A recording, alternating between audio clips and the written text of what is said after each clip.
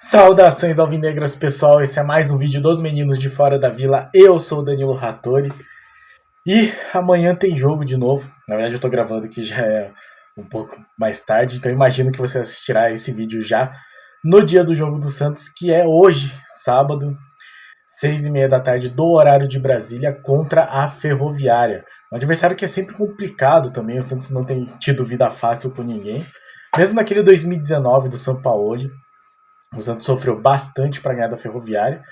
É um jogo que é em casa, mas não é na Vila. Então também essa particularidade dessa partida.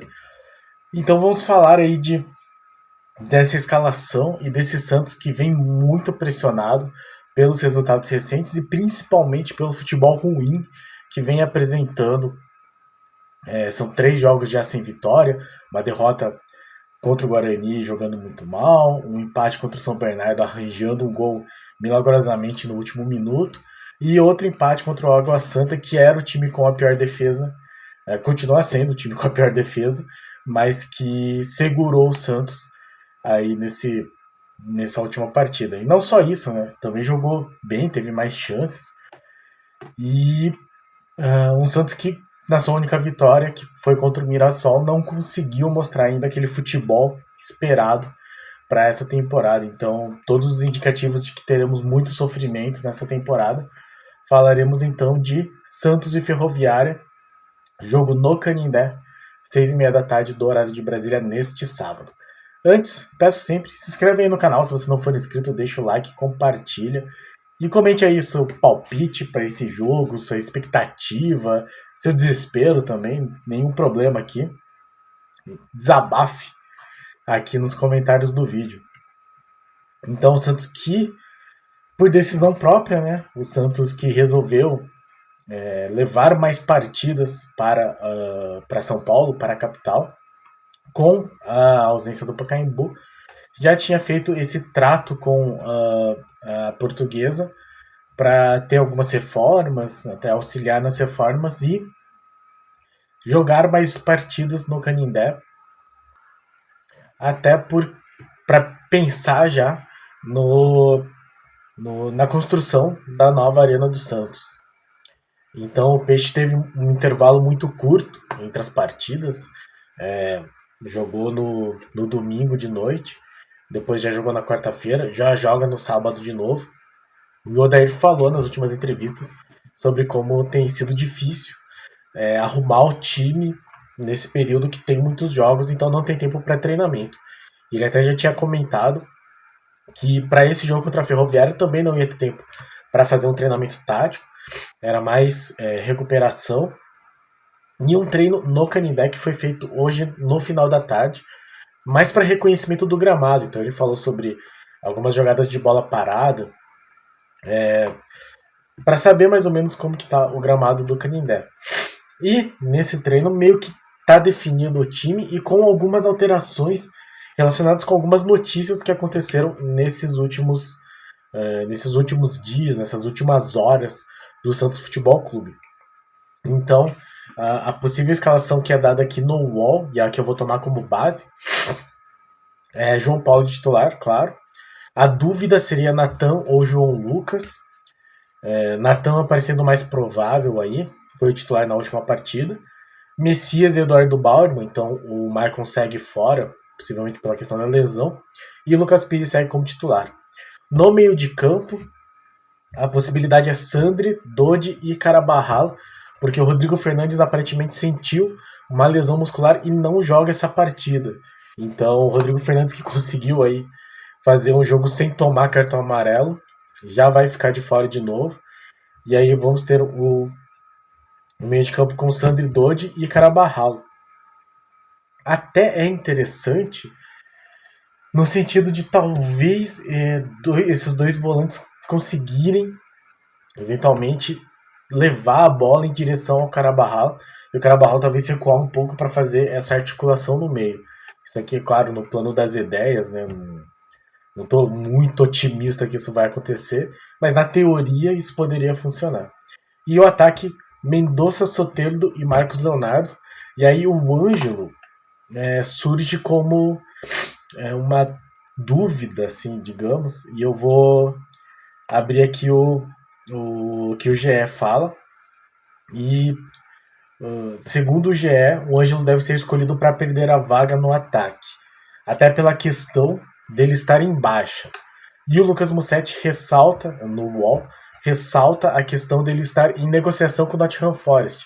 Então a ausência dele já dá um indício ainda mais forte de que essa negociação com o Nottingham Forest vai acontecer. E eu realmente não vou aqui falar se isso é bom ou ruim, eu acho que até é um valor considerável, mas para além do valor, é mais a questão da relação que ele tá com o torcedor e do torcedor com ele. É a questão de meio do torcedor ser passional. Eu não sou muito a favor de insultar o Ângelo, claro que não insultaria nenhum, mas enfim, já estive no estádio, já passei por isso, mas se fosse para insultar um jogador, seria um que não estivesse se esforçando, talvez, ou que demonstrasse outros tipos de atitudes. Não no caso do Ângelo. Não acho que cabe um insulto. Para fins de discurso, não cabe discurso nunca, mas estando no estádio, eu entendo essa situação. E o Ângelo acabou respondendo, enfim, foi uma situação não muito legal. E com tudo isso, surgindo uma proposta do Nottingham Forest, e ele nessa relação conturbada com os torcedores e não indo bem, né? É possível até que essa negociação ocorra. Acho que seria o momento até para a torcida aí ver, talvez sentir falta dele. Né? Acho que é o que aconteceria caso ele fosse vendido e o Santos, como costuma fazer, não trazer ninguém à altura para substituir. Falando um pouco da Ferroviária, a Ferroviária está com 3 pontos em 4 jogos, então está pior que a gente. Tem uma vitória e 3 derrotas. A vitória, inclusive, foi na primeira rodada. Eu até esperava assim, uma Ferroviária um pouco mais competitiva. Ela venceu o Água Santa, ou o próprio Água Santa, em Diadema, por 3-1. E aí depois perdeu 3 jogos. Perdeu para o São Paulo em casa. Uma derrota bastante comum. Perdeu para o Santo André em casa. Perdeu 2 jogos em casa, então. E perdeu para o Bragantino fora. Então agora essa Ferroviária que marcou 5 gols e tomou 7, vai enfrentar um Santos que só marcou 3 gols, sendo que foram aqueles 2 do jogo do Mirassol, um do Marcos Leonardo de pênalti e outro numa jogada excelente do Soteldo, e um outro gol contra, absolutamente casual, que o zagueiro do São Bernardo nos deu. Lembrando também que o Santos tem 5 pontos e está neste momento em terceiro. Felizmente a Inter de Limeira perdeu, senão teria ultrapassado o Santos. Então o Bragantino é o líder com 7 pontos, o Botafogo em segundo com 5 pontos e um saldo de gols positivo de 1 gol. O Santos com menos 1 de saldo e 5 pontos também. A Inter de Limeira com 4 pontos.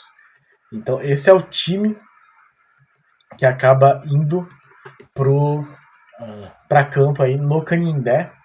Lembrando então que é o jogo no Canindé. Pelo que eu ouvi hoje, os ingressos aí tá tendo uma boa venda, então deve ter um bom público para essa partida e esperamos que o Santos consiga mostrar algum tipo de evolução maior, principalmente na parte ofensiva. Eu sou da ideia que teve uma pequena evolução, pelo menos na parte defensiva.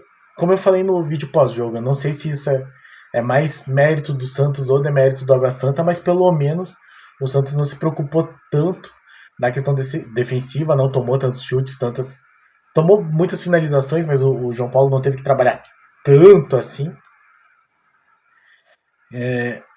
Só que tem que melhorar muito na questão ofensiva, e é isso que o Odair vem falando nas coletivas, e é o que eu espero que tenha essa melhora. Com a escalação de Mendonça e Soteldo, eu não sei exatamente quem vai fazer o lado esquerdo, porque os dois aparentemente gostam de fazer o lado esquerdo. Eventualmente o Lucas Braga, quando entra, também faz o lado esquerdo. Então um dos dois tem que ser deslocado para a direita. O Soteldo tem caído para a direita às vezes, né? Durante o jogo contra o Água Santa deu para ver isso acontecendo, mas não sei se vai ser o caso nessa partida. Vamos ver aqui qual dos dois que vai fazer essa lateral e ver se finalmente a bola chega nos pés do Marcos Leonardo para que ele consiga a finalização, que é algo que foi simplesmente sumido, inexistente nas últimas partidas.